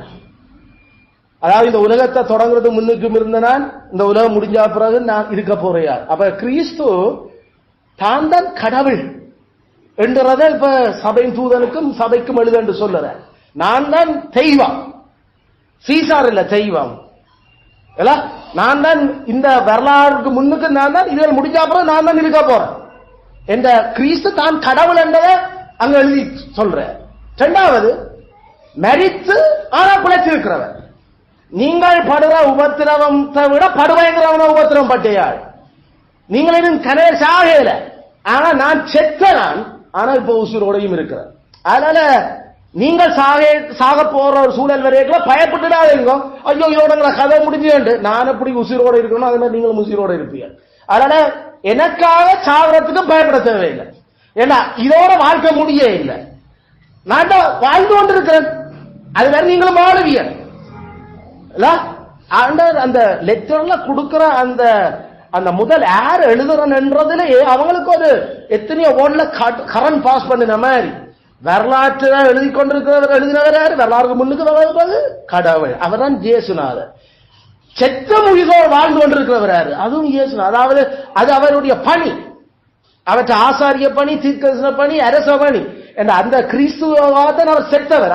கிறிஸ்து நான் என்ற மனுஷருக்குள்ள இந்த பணியை செய்கிறவர், நான் உசுரோட இருக்கிறார். என்னை சாக்கொண்டவங்கள் அனுபவங்கள் எல்லாம் இந்த யூதர்கள் எல்லாம் சேர்ந்து எல்லாம் மூட்டி கொடுத்து பொய்ச்சாட்சியில நிப்பாட்டி தேவையில்லாத விதத்துல இங்க எல்லாம் என்ன குற்றப்படுத்தி என்னையும் கொண்டவங்க எல்லாம். ஆனா நான் உசுரோட இருக்கிறேன்னு அது மாதிரி உங்களையும் குற்றப்படுத்தி இவ்வளவு பிரச்சனை படுத்தி உங்களையும் எல்லாம் கொல்லுற மாதிரி எல்லாம் பிளான் பண்ணி கொண்டிருக்கிறோன்னு பயப்பட தேவையில்லை. ஏன்னா நீங்கள் செத்தாலும் வாழுவீங்க என்றதான் ஆண்டவர் இப்ப அந்த லெட்டர்ல தொடக்கத்துக்கு கொடுக்கிறார். அடுத்த 9ஆம் வசனத்துல அவர் அவங்களை குறிச்ச ஒரு ஒரு ஆறுதல், அவங்களுக்கான இன்னும் ஒரு ஒரு அவங்களை தேற்றுவதற்கான வசனம் தான் அந்த இதுல வருது. நீங்கள் என்ன செய்து கொண்டிருக்கிறீர்கள் எனக்கு வடிவா தெரியும். I know your works. நீங்களே கிறிஸ்தவ நிமித்தம் என்ன வேலைகள் செய்கிறீர்கள் என்றது எல்லாம் எனக்கு தெரியும். ஆனா ஒரு எனக்கு சொல்ல வேண்டிய தேவையில்லை. இது எபேசுக்கும் சொல்றேன். ஆனா எபேசுவுக்கு அது நெகட்டிவாயும் கதைச்சவர். நீ என்ன வேலை செய்யறன்றது நல்லதும் இருக்குது கூடாது இருக்கு. ஆனா இங்க முழுக்க முழுக்க நல்லதுதான். நீ உண்மையில கஷ்டப்பட்டு சரியாக துன்பத்துக்களால போய்கொண்டிருக்கிறார்கள். பாவம் செய்கிறதுக்கு குறையும் சந்தர்ப்பம் இல்ல. கஷ்டப்படுறையாக்கள் துன்பப்படுறையாக்கள் பாவம் செய்கிறதுக்கு சந்தர்ப்பம் குறையும். அதனால துன்பங்கள் பாடுகள் வர்றது சந்தோஷமா எடுக்கப்படவிடும். என்னடா பாவம் செய்கிறது சரியாக குறையும் நமக்கு. ஏன்னா வர்ற துன்பத்தை தாங்கி கொண்டு அதை பற்றி யோசிக்கிறதுலே பாவம் செய்யறதுக்கு எங்களுக்கு டைமும் இல்லை. இந்த வேதனைகள்ல எங்களுக்கு நாள் அழுகையிலையும் கண்ணீர்லையும் போய்கொண்டிருக்கு. அது அதுல பாவம் செய்யறதுக்கான சந்தர்ப்பம் குறையும். அதனால சரியா கஷ்டங்கள் அனுபவிக்கல பாவமே செய்ய மாட்டோம் என்றது இல்ல, பாவம் செய்யற சந்தர்ப்பம் குறையுது. அடுத்தது கடவுளுக்குள்ள இன்னும் வைராக்கியமா வாழணும் என்ற ஒரு ஓர்வம் தொடர்ந்து பிடிச்சு கொண்டிருக்க நாம கஷ்டப்படைக்க விளங்கும். ஆனா கஷ்டம் என்று நாம சொல்றது சாப்பாடு இல்ல, நல்ல வடிவா வலிக்கிறதுக்கு உடுப்புகள் இல்ல, ஏதோ போட்டதான் 3 வருஷமா திருப்பி போடுறோம். ஏதோ எங்களுக்கு இடங்கள் பார்க்கறதுக்கு தெரியாது, நமக்கு ஒன்றும் இல்ல, எங்களுக்கு வசதி வாய்ப்புகள் இல்ல, ஏதோ ஒரு சைக்கிள்லாம் இன்றைக்கு ஓடிக்கொண்டு கிடக்கிறோம். எங்களுக்கு அப்படிப்பட்ட சூழல். அதே மற்ற ஆட்கள் எல்லாம் நல்ல நிலையில இருக்கலாம். ஆனா நமக்கு அப்படிப்பட்ட ஒரு கஷ்டங்களுக்கு நாம மற்றவங்களுடைய அந்த ஆறுதல் சுகங்கள் அனுபவிக்காம கஷ்டப்படைக்க கிறிஸ்துவுக்காக வைராக்கியமா நிக்கணும். ஏன்னா அதான் எங்களுக்கு கடைசி ஒரு சொத்து சுதந்திரம். அதுக்கு அதாவது கிடைச்சிரோடு நமக்குன்றதுல நாம பாவம் செய்யாம ஓடிக்கொண்டிருக்கோம். சிமிர்னாவுக்கு இருந்த சிச்சுவேஷன் அதுதான். கிறிஸ்து அவர்கள் உன்னில இப்படி ஒரு குறை காண்கிறேன் என்று சொல்லாம போனது அதுவும் ஒரு காரணம். பாவம் செய்யறதுக்கு டைம் இல்லையாக்களுக்கு. ஏண்டா சுதந்திரங்கள் எல்லாம் மட்டுப்படுத்தப்பட்டுதான் எப்ப சாப்பிடுறோம், என்னத்தை புடுங்க வர போறோம், ஐயோ யார்கிட்ட போய் கேட்டாலும் என்ன செய்யலும் ஒன்று செய்யலாம், ஐயோ என்னத்தை நாமல் துவக்கெடுத்தாலும் அரசாங்கம் நம்மளைத்தான் கொல்லும், ஐயோ நாமல் ஒளிஞ்சு கொண்டாலும் இவங்களுக்கு தேடி பிடிச்சி காட்டி கொடுத்துருவாங்க.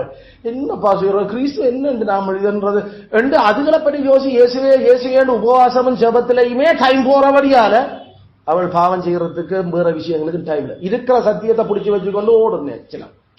அயால நாங்கள் அந்த கிரியைகள், அடுத்தது உபத்திரவம், அதான் மகா உபத்திரவம் நான் சொல்லிட்டேன். அடுத்தது தரித்திரம். இந்த தரித்திரம் என்னன்றதை நான் விளங்கப்படுது. இவர்கள் வரலாறு வாசிச்சா நமக்கு தெரியல. அந்த 1ஆம் நூற்றாண்டுல சபபிதாக்கள் இக்னேஷியஸ் எல்லாம் அதை பற்றி எழுதல. இதுக்கு பிறகு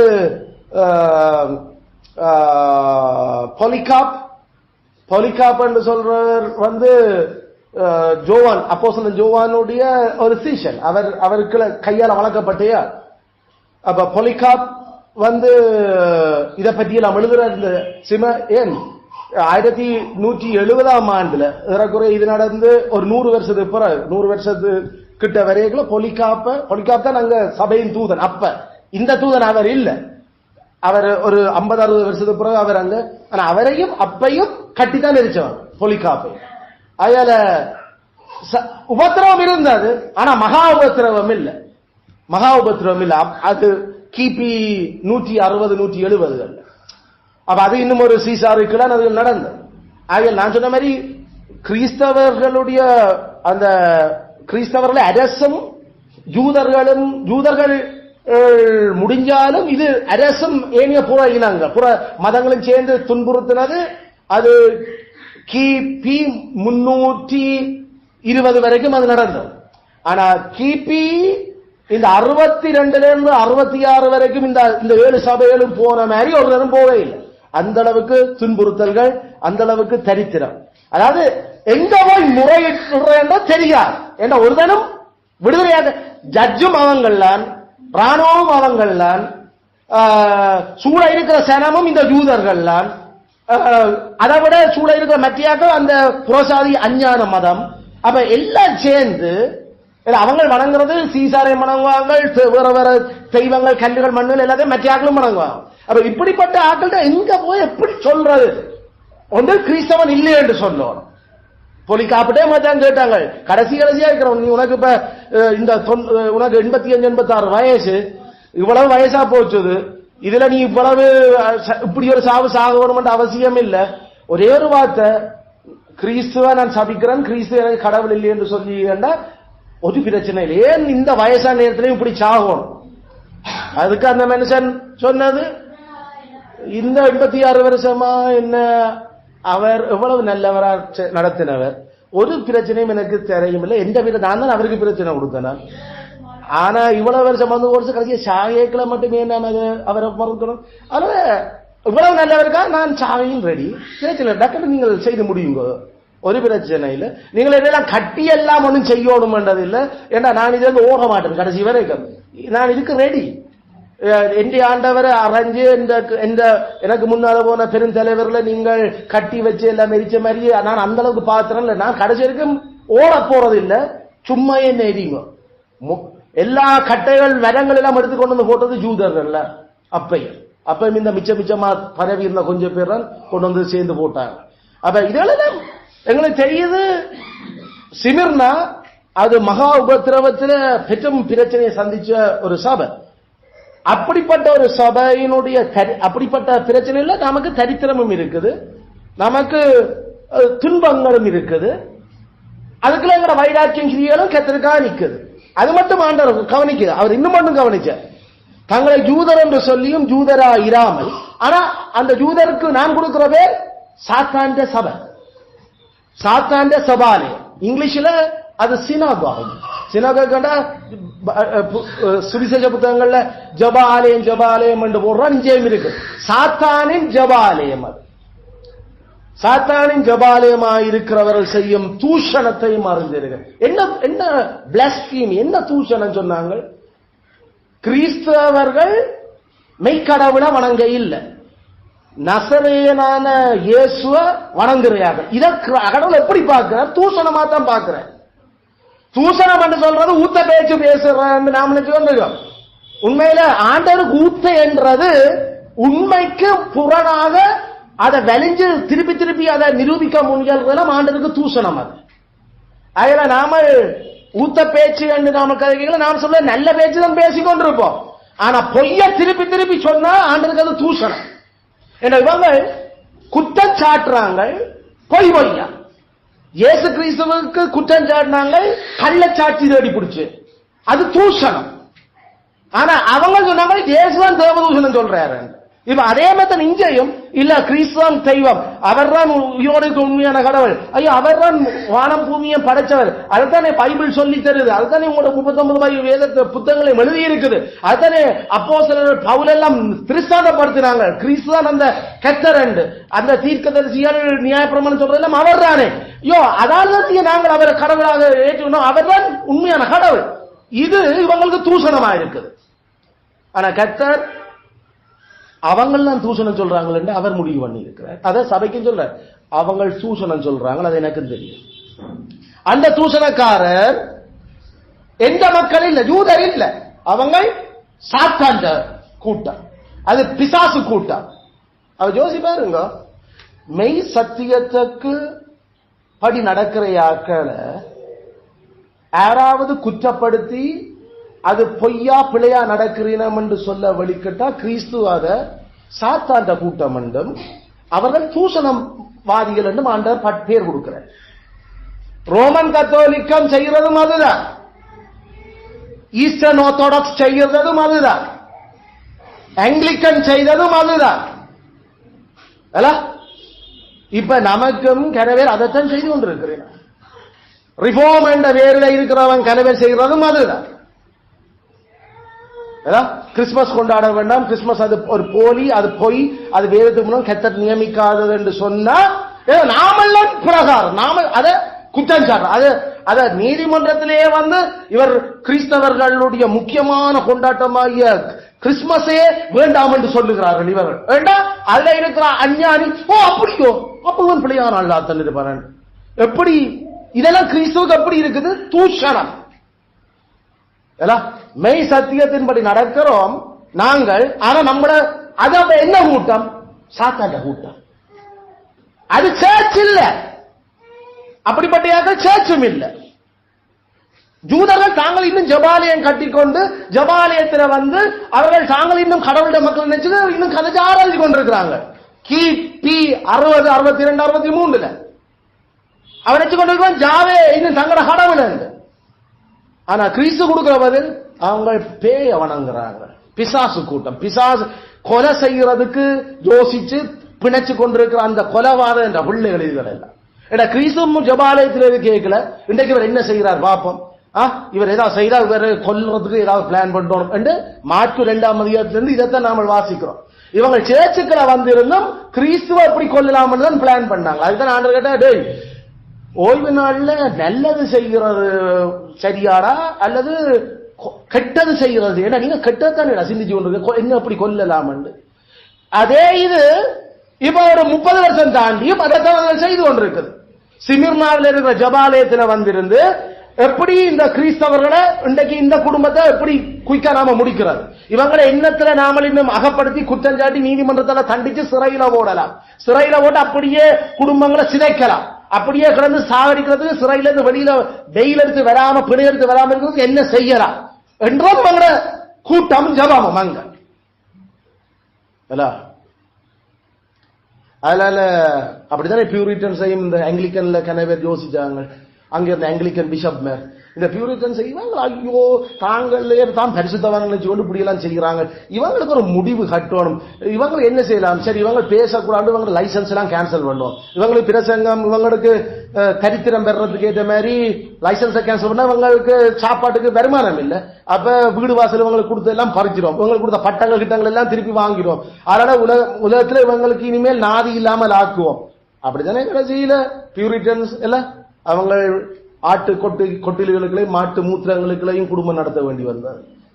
அப்படி உபத்திரவப்படுத்தினாங்க. நாங்கள் இந்த மாட்டு கொட்டிலுக்களையும் மூத்திரத்துக்களையும் வளர்க்கல புள்ள வைத்து. கிறிஸ்துவ அப்படித்தான் பெற்றாங்க. எல்லாம் எங்களுடைய முற்பிதாக்கள்ல பல பேர் அப்படித்தான் குடும்பத்தை கொண்டு போய் நடத்த வேண்டி இருந்தார். அப்படி ஆங்கிலிக்கன் செய்தாங்க. ஆனா ஏன் அவனச்சுதான் தாங்கள் கடவுளுடைய சத்தியத்துக்காக நிற்கிறோம். இதே சாத்தாட்ட கூட்டம் செய்த மாதிரி தான். ஆனா பியூரிட்டன் யோ என்ன ஐயா நீங்க செய்யறீங்க? சபை வேற நாடு வேற. சபையில இருக்கிறவன் ஆசாரியன், அவன் தான் சபையாளனும் நாட்டை ஆள்றவன் அரசன். வேணுமாட்டா ஆசாரியன் அரசனும் சேர்ந்து கதைச்சு கிறிஸ்துவனுடைய ராஜ்யத்துக்காக பாடுபடலாம். அதுக்காக என்ன நீ தீர்மானிக்கிறது யார் இங்க பாஸ்டர் ஆவாரு என்று? அதுக்கு இதுக்கு பைபிள் எங்க அப்படி இருக்குது? அது அப்படித்தான் நாங்கள் செய்யணும். இல்லாட்டி ஒரு கட்டுப்பாடு இல்லாமல் போய் அப்ப உண்ட புத்தியால நீ கடவுள வசனத்துக்கு அவமாக்க போற. அப்படியெல்லாம் செய்ய இயலாது. அப்படி இல்ல. பாராளுமன்றம் வேற, சபை வேற. பாராளுமன்றம் நாட்டை ஆள்றதுக்கு சட்டம் இயற்று, சபை ஆள்றதுக்கு சட்டம் சபை வேதம் தந்திருக்கு. அது சரியா நடக்குதான்றதை நீ பார்த்துக்கொள். அதை விட்டு போட்டு வேதத்துக்கு முரணா நீ இங்க மாத்தியெல்லாம் அமைக்க இயலாது. இப்படி எல்லாம் சொன்னதால நாக்க வெட்டினாங்க. இதுதானே கதைப்ப நாக்க வெட்டினா அவன் கையில் இருந்து கையால் எழுதினாங்க, விரல வெட்டினாங்க. எவ்வளவு பிரச்சனைகளை எங்களுடைய முற்பிதாக்கள் சத்தியத்துக்காக நின்றா உபத்திரவம் தான் பிரச்சனை தான். அதாவது எந்த காலத்திலையும் இந்த பிரச்சனை இருக்குது. ஆனா இது சரியான சீரியஸான பிரச்சனையா எழும்பணும்னா அது அரசும் அந்த புறஜாதி அஞ்ஞான மார்க்கவும் ஏன் சில பல சந்தர்ப்பத்தில் கிறிஸ்தவம் என்ற போர்வேல இருக்கிற ஆக்கெல்லாம் பிரச்சனை உருவாக்கி ஜாதை மக்கள் என்று சொன்ன ஆக்களால கிறிஸ்தவர்களுக்கு பிரச்சனை. பௌலப்போஸ்தலன அவன் இந்த ஊரை விட்டு அங்க போனா அங்கேயும் வாரான் பிடிக்கிறது. அவன் அங்க இருந்து இக்கோனியாக்கு போனா அங்கேயும் வந்து நிக்கிறாங்க. இயேசு கிறிஸ்து இங்க இருந்து அங்க போக மாட்டா அங்கேயும் எருசலேம்ல இருந்து வந்து நிக்கிறான். சரி, அவன் அங்க இருந்து அங்கால போக மாட்டா அங்கேயும் ஓடி வந்து நிக்கிறான். விடாம துரத்தி கொண்டிருந்தது போலி சமயம். கிறிஸ்துவ காலத்திலிருந்து ஜூத சமயம் ஒரு நாசகார ஒரு சரியான பேய் கூட்டம்.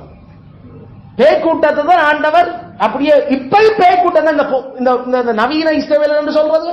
இப்பயும் பேய் கூட்டம் தான். இப்பயும் கிறிஸ்துவ ஏற்றுக்கொள்ளல. இப்பயும் ஏதோ ஏதோ ஜாவே ஜாவே ஜாவேன்னா கத்தி கொண்டு இருக்குது. கிறிஸ்துவ பிறந்து கிறிஸ்துவ மரிச்சு இப்படித்தான் இவ்வளவு 2000 வருஷமா போச்சு. இன்னும் நம்பாம தான் அங்க இருக்கிற இஷ்டவேல் என்ற ஒன்றுக்காக கடவுளை நீர் படைச்ச மனுஷர் அவர்கள் மனந்திரும்ப உதவி செய்யும் என்றால் நாம பொதுவா இந்தியாவுக்கு அல்லது வேற வேற நாடுகளுக்கு பாகிஸ்தானுக்கு எல்லாம் செபிக்கிறோம் தானே. அது மாதிரி கடவுளே நீர் இலக்கம் பையும் அதுக்குள்ள ரட்சியம் என்று சொல்லி செபிக்கலாம். மற்றபடி ஸ்பெஷல் அந்தஸ்து கொடுத்து ஆண்டவரே அது உம்முடைய மக்கள் கடவுள் அதெல்லாம் இங்க இல்ல. அது முடிஞ்சு 2000 வருஷம் ஆச்சு. இஸ்ரவேல் அது சாதாரண ஒரு புறஜாதி. இப்ப அது கடவுளுடைய மக்கள் என்ற அந்தஸ்தே அதுக்கு இல்ல இப்ப இருக்கிற இஸ்ரவேலுக்கு. அதனால அதை ஒரு தூக்கி பிடிச்சாரு அப்படி ஒன்று உங்களுக்கு பைபிள் தெரியாம கதைக்கிறீர்கள் நீங்களே. கடவுள் அதை அறுத்து கிபி 60 70 அறுத்து முடிச்சுட்ட. அதோட ராஜ்யம் அவங்ககிட்ட இல்ல. இப்ப இருந்தவங்க எல்லாம் போலி ஜூதர்கள் என்று நாம அதான் சுவிசேஷம், அதான் சத்தியம். கிறிஸ்து அவர்களுக்காக ஒன்று நிக்கையில் அவர் கிறிஸ்துவனுடைய ஸ்பெஷல் பிரசன்னத்தை பெறதும் இல்லை. அது முடிஞ்சு போச்சது. அதுல இந்த மாதிரியான இந்த சூழ்நிலைகளை நாம கவனிப்ப தங்களை ஜூதர் என்று சொல்லியும் ஜூதரா இராமல் கொஞ்சம் பொருங்க. அவங்க மாம்சத்தின்படி இஸ்ரவேலர் இல்லையா? இஸ்ரவேலர் ஆபிரகாமுடைய சந்ததியா? ஆபிரகாமுடைய சந்ததி. ஆனா கிறிஸ்து என்ன சொல்ற?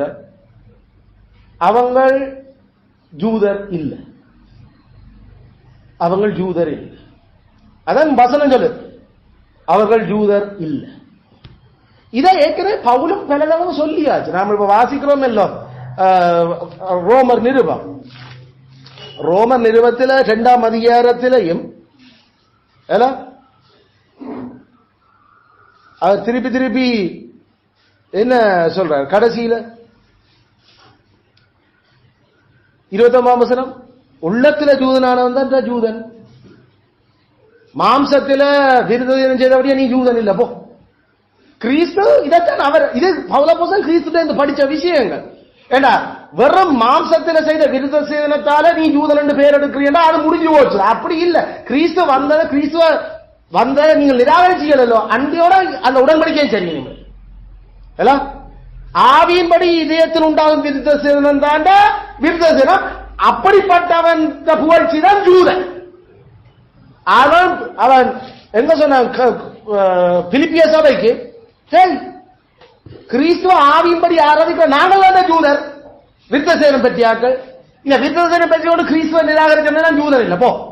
அதுல ஜூதர்களுக்குள்ளேயே வடிவா அது காட்டப்பட்டுச்சு. ஜூதனான பேதுரு, ஜூதனான பவுல், ஜூதர்களே சொன்னாங்க இவங்க மற்றாக்கள் ஜூதர் இல்லையே.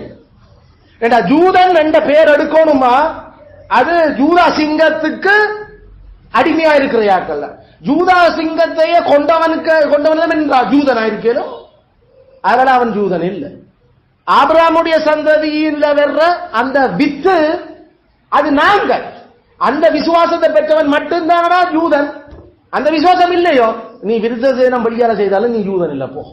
அதுல இது சும்மா வெறும் கதை இல்லை. இந்த கதை அந்த ஜூதன், ஜூ அல்லது ஜூடா இதுல இருந்து வர்ற அந்த அந்த வேதபூர்வமான அந்த லைனத்தை நாங்கள் எடுத்து காய்ச்சாங்க. என்னத்துல இந்த பேரை நீ எடுத்த, நீ என்னன்னு உங்களுக்கு இஷ்டவேலர் என்ற பேர் வந்தது?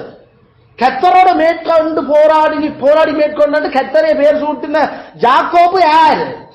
ஆபிரகாம், ஈசாக்கு, ஜாக்கோபுடைய விசுவாசத்தை கொண்டிராத நீங்கள் எல்லாம் என்னண்டு ஜூதர். அதுல அந்த விசுவாசம் இருந்தா தான் ஜூதன். புறஜாதிகளாகிய எங்களுக்கு அந்த விசுவாசம் இருக்குதா? நாங்கள் ஜூதர். நாங்கள் இஷ்டமே இல்லை. அதான் பவுலப்போஸ்தலன் கலாத்தியர் இப்படி கடவுளின் இஷ்டவேலர் எல்லாருக்கும் சமாதானம் உண்டாயிருப்பதாக.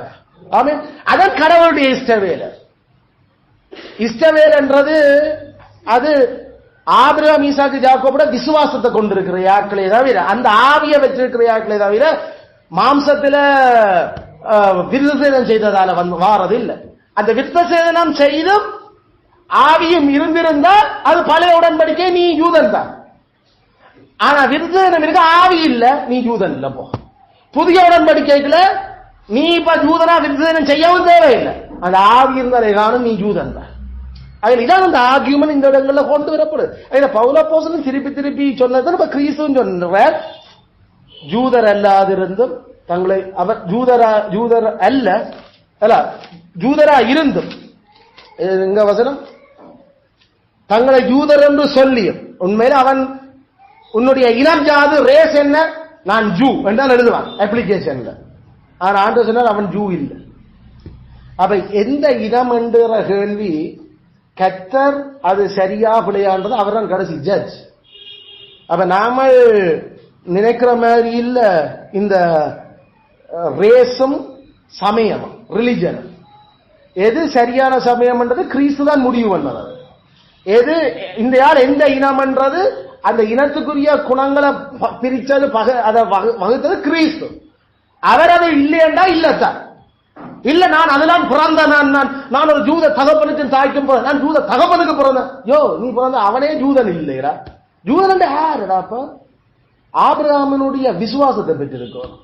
ஆபிரகாமினுடைய நீதிமானாக்கப்பட்ட மாதிரி நீதிமானாக்கப்பட்டிருக்கோம். அவன் தானே ஜூதன். சும்மா வாழ்ந்தவன் என்றவன் மாறணும் ஜூதன். இதான் அங்க நடக்கு. அதுல அப்படிப்பட்ட ஆட்கள் உங்களை குறிச்சு குற்றம் சாட்டுற அந்த தூஷணமும் எனக்கு நல்லா தெரியும். உண்மையில இதையும் நாங்கள் பார்க்கிறோம். அதுல சத்தியத்தின்படி நடக்கிற ஆட்களை பார்த்து தூஷணமா கேவலமா குற்றம், இது சரியான ஒரு பிரச்சனையான விஷயம்.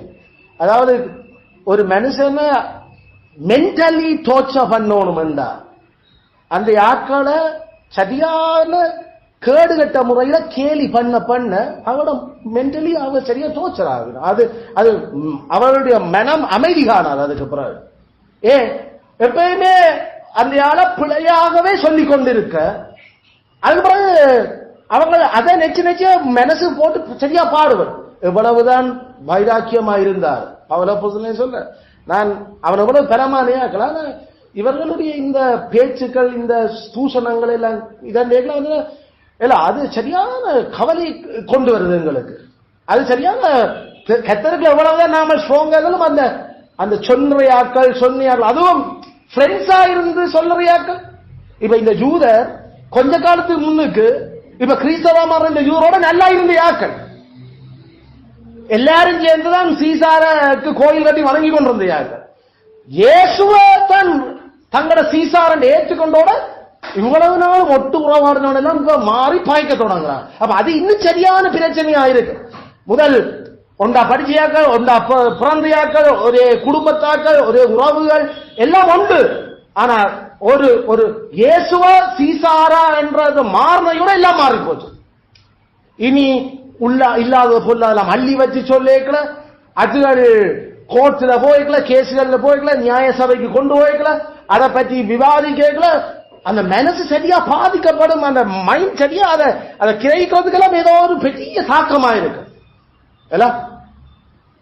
அது கிறிஸ்துவுக்கும் அப்படித்தான் தூஷணங்கள் அவர் சொல்லிச்சுனா, கிறிஸ்துவும் அதாவது சரியா அவர் அந்த நீ கடவுள் இல்ல, நீ தேவன், நீ என்ன செய்தாலும் நீ பேயால செய்யற அவருக்கு அந்த அது சரியா பாதிக்கிற. அதை சொன்ன நீங்க என்ன சொல்றீங்கன்னு கொஞ்சம் கவனமா இருங்க இதுல பற்றி.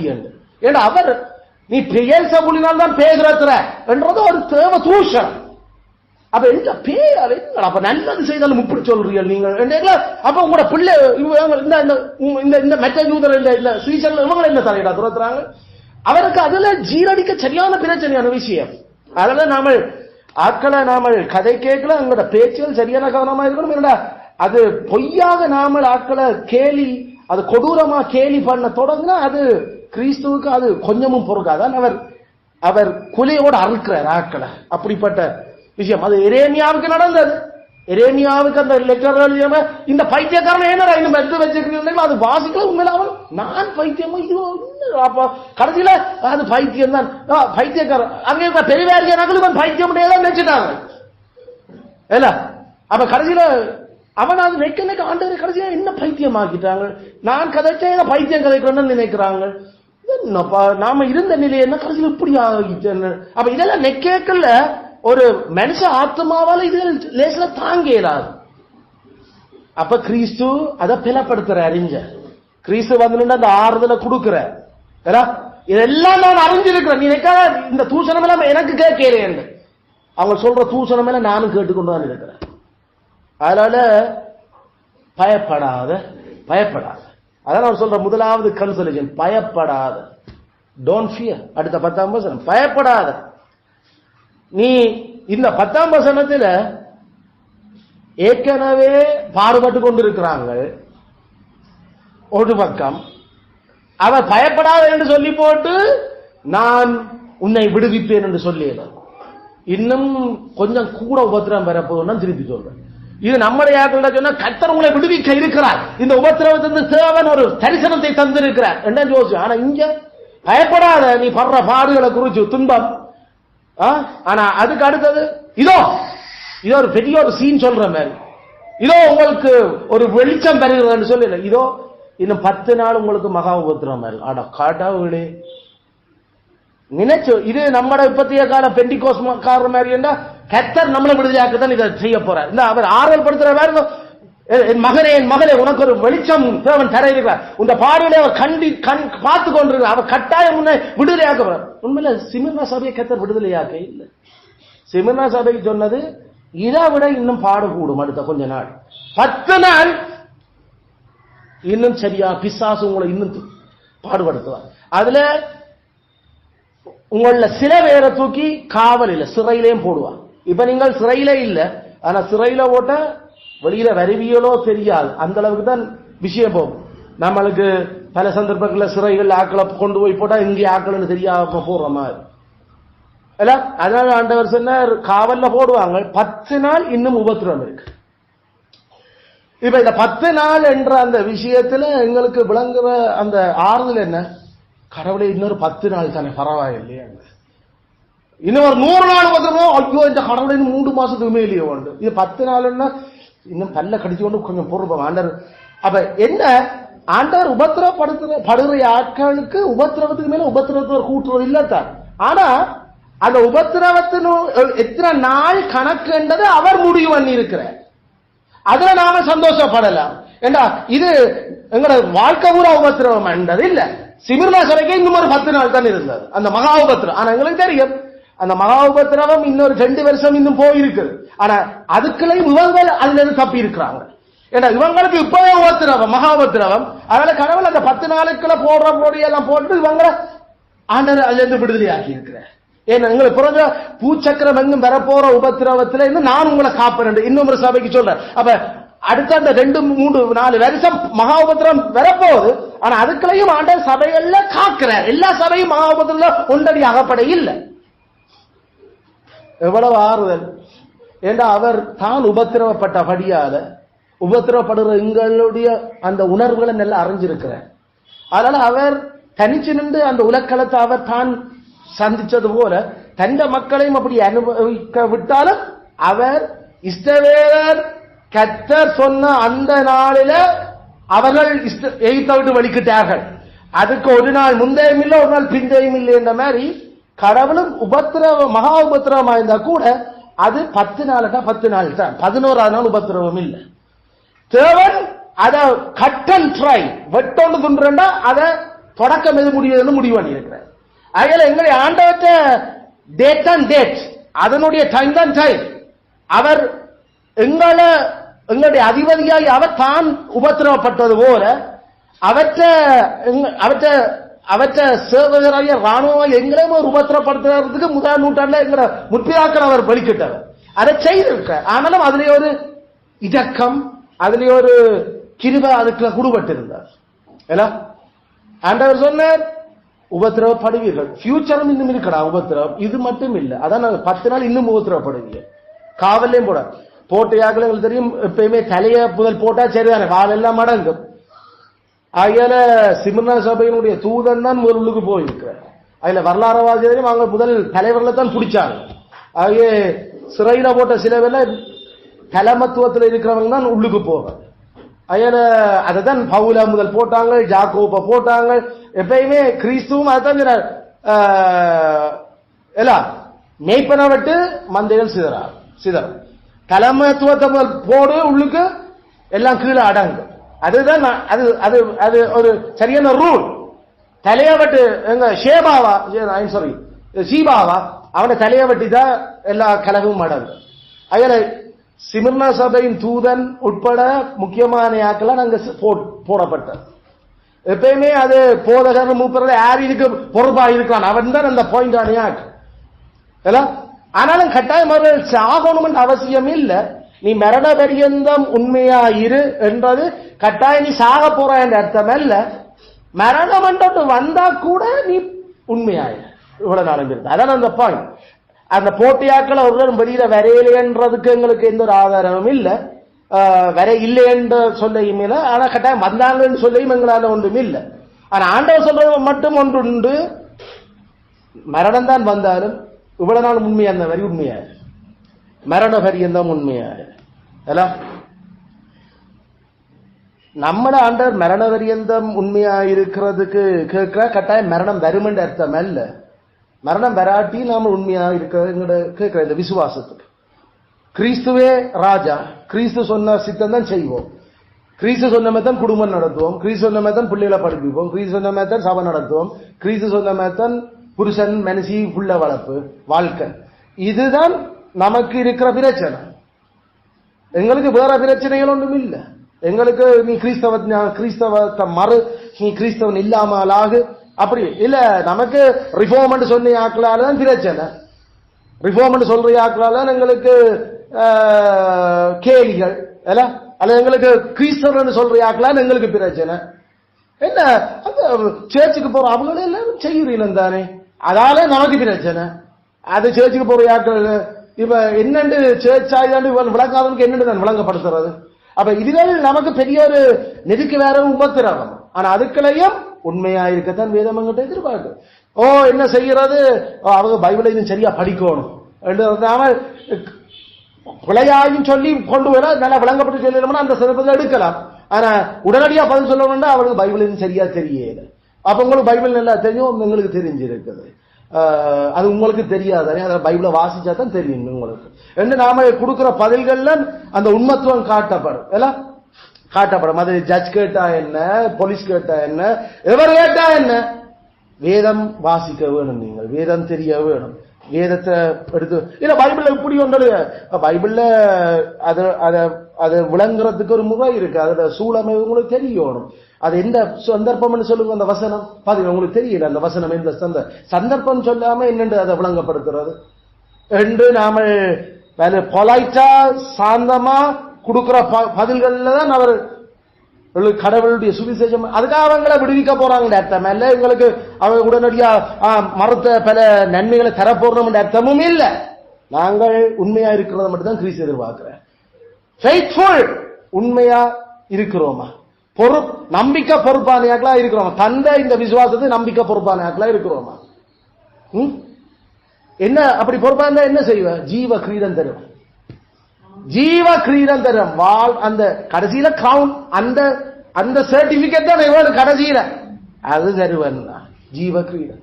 நமக்கு நாம இந்த உலகத்துல செய்கிற வேலை படிப்புகளுக்காக நாம எல்லாம் ஒரு ரிவார்டுக்கும் தான் நாம வேலை செய்யும். எக்ஸாம் எழுதியதுல எல்லாம் ஒரு 95க்கு மேல இருந்தா அது நாமலாம் ஃபர்ஸ்ட், நாங்களாம் பிரைஸ், அல்லது நாங்கள் ஒரு மெச்சுரியாடைகளை அதுல அடிச்சா நமக்கு தான் கப் வரும். எல்லாம் நாம ஒரு விதமான நான் உழவு செய்யாட்டும் எனக்கு ஒரு போனஸ் ஏ ரேட்டிங்ல வரும். எல்லாம் ஒரு எதிர்பார்ப்பு. வேற மாதிரி இன்றைக்கு நாம படிச்ச மாதிரி அது சரி, கத்தரான அந்த பலன்கள் கிடைக்கணும் எதிர்பார்த்து நாம செய்கிறோம். அதை விட பெரிய பலன் தான் எங்களுக்கு இது. அந்த பிரைஸ் டேயில, அந்த ஞாயிற்று நாள், அது எங்களுக்கு பிரைஸ் கிவிங் டே. அந்த நாள்ல எங்களோட குற்றங்கள் எல்லாம் ஆண்டவர் சொல்லி கொடுக்கிறது இல்ல. ஆண்டவரை மறுதளிச்ச, ஆண்டவரை வெறுத்த 10 கட்டளைக்கு எதிரானுடைய வண்டாவாளம் தான் அன்றைக்கு சொல்லப்படும்.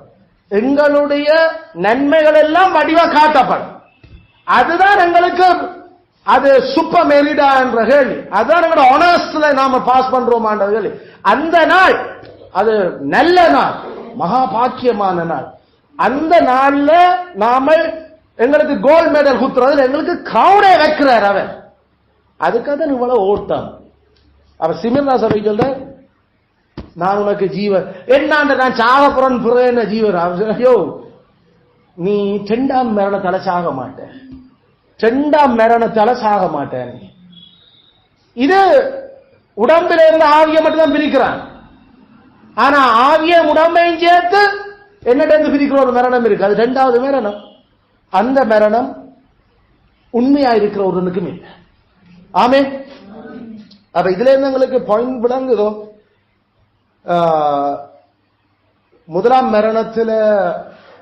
மரணத்தை அடைஞ்சியாக்கள் 2ஆம் மரணத்தையும் சந்திக்கலாம்.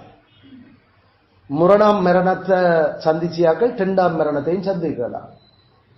முதலாம் மரணத்துல கிறிஸ்துவுக்குள்ள மரிச்சியாக்கள் மட்டும்தான் 2ஆம் தரம் சாக மாட்டேன். அதனால 2ஆம் தரம் சாகிறது, 2ஆம் தரம் சாகுறது இதே உடம்பு, இதே ஆத்துமா, இந்த உடல் ஆனா நித்தியமா வாழ போற உடம்பா மாறி இருக்கும். இது அழுகாது, நோகாது, அந்த சேதமாகி போகாது, அது எப்பயும் வாழத்தக்க உடம்பா மாறி இருக்கும். அந்த உடம்போட நித்திய நரகத்துல நெருப்புகளையும் பேயோடையும் எல்லா துன்மார்க்கரோடையும் வாழ்றதுக்கு கடவுள் வைக்க போற அந்த நிலையத்தான் மரணம் என்று அவர் சொல்றார். கடவுள்கிட்ட இருந்து டோட்டலா நித்தியமா இனி பிரிகிறோம், இனி சான்ஸே இல்ல, இயேசுவே எங்களுக்கு இறங்கும் என்று கேட்கிறது இரக்கம் வரா. அப்படிப்பட்ட ஒரு மரணம் இருக்குது என்றதை கிறிஸ்து சொல்றார். அவர் இதை முதலும் சொன்னவர். இந்த உடம்பை மட்டும் கொல்றவனுக்கு பயப்படாதீங்க, உடம்பையும் ஆவியையும் சேர்த்து கொல்ற எனக்கு பயப்படுங்க. அவர் உயிரோட இருக்கல இந்த மரணத்தை பற்றியும் சொன்னவர். இப்பையும் சிமிர்னாக்கு சொல்றார், இந்த சாக போறன், ஐயோ தச்சல என்ன பிடிச்சு போட்டா நான் இனிமேல் என்ன செய்ய போறேன் பயப்படாத. மரணம் வந்தா கூட உண்மையாயிரு, நீ இப்ப படுற பாடு போல வரலாம், உண்மையாயிரு. ஏனென்றா ஜீவ கிரீடமும் 2ஆம் மரணமும் உனக்கு வராது. அதுல இந்த விஷயத்தை பரிசுத்தாவி சொல்ல காது இருக்கிறவன் கேளு. அப்ப இது பரிசுத்தாவியானவர் சும்மா சொல்லல, காது இருக்கிறவன் கேளு. ஏண்டா 2ஆம் மரணத்தால சேதமாக்கப்பட மாட்டான்னு சொன்னதும் ஜீவ கிரீடம் தருவன் என்று சொல்றதும் கனவேருக்கு அது சில பேர் விட்டுடுகிறான். அதுகளை கனவேர் விடுகிறான். கனவேர் அதால நமக்கு தெரிய நம்மளோட நல்லா இருந்து இதே சத்தியத்தை விளங்கி கொண்டு, ஆனா சில சந்தர்ப்பத்தில் அதுல இருந்து நல்லா பேயிட்ட போற மாதிரி போய் கடைசியில ஏதோ மனுஷர் மாதிரி திரியிறன கனவேர். அவர்கள் உண்மையை வித்துட்டினம், அவர்கள் கட்டாயம் 2ஆம் மரணத்திலையும் சாகும். அதுக்கிடையில சாகிறதுக்கு முன்னாடி மனம் திரும்பி நம்மளோட ஒப்புரவானா சரி, இல்லாட்டி பரலோகம் கடைசி வரைக்கும் இல்லை. கிறிஸ்துவினுடைய மக்களை வேதத்துக்கு படி போதிச்ச எங்களோட வேதத்தின்படி வாழ்ற விசுவாசத்துக்கு முரணாவர்கள் வேலை செய்திருக்கிறீங்க. அது வேண்டாம்னு சொல்லி விட்டுட்டு போயிருக்கிறீங்க. பரலோகம் வரையில அது மனம் திரும்பாம இன்னும் அவன் உயிரோட இருக்கிறபடியே சான்ஸ் இருக்குது. ஆனா செத்தா சரி, மனம் திரும்பாம செத்தா 2ஆம் மரணம் அவர் நித்திய நரகம். ஆனா இதை ஆவியானவர் சொல்றார், அவனும் வாசிப்பினும் இந்த வசனம் எல்லாம், ஆனா கேட்குது இல்லை. நாம கவனமாக இருக்க வேணும். இந்த குறிப்பிட்ட காலத்துக்குள்ள பிறகு அடுத்தடுத்த தலைமுறைக்குள்ள சத்திய இதே கேட்ட சத்தியங்களுக்கு எதிராக கனவேர் எழும்பலாம், கனவேர் வந்து சொல்லலாம், அது சரியான ஸ்ட்ரிக்டா அது சபை இருக்குது, அதான் நடக்கலாம் இருக்குன்னு சில வேளை நமக்கு இலகுவான வழியை காட்டலாம். கால பின்னேரம் ஆறல நமக்கு தெரியும். நாம காலம ஆராதனை செய்தாங்க, பின்னேரம் பைபிள் ஸ்டடி செய்தாங்க. ஆனா ஆண்டவர் சொன்னார் காலமையும் பலி செலுத்தணும், பின்னேரமும் பலி செலுத்தணும். பலி செலுத்தல் என்றது கடவுளை சேவிக்கிறது.